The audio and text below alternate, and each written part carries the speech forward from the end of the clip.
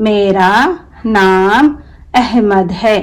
मैं अव्वल जमात में पढ़ता हूँ। मैं अव्वल जमात में पढ़ता हूँ।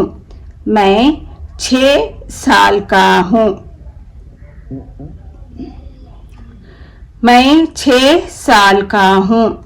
अकरम मेरे बड़े भाई हैं। अकरम मेरे बड़े भाई हैं।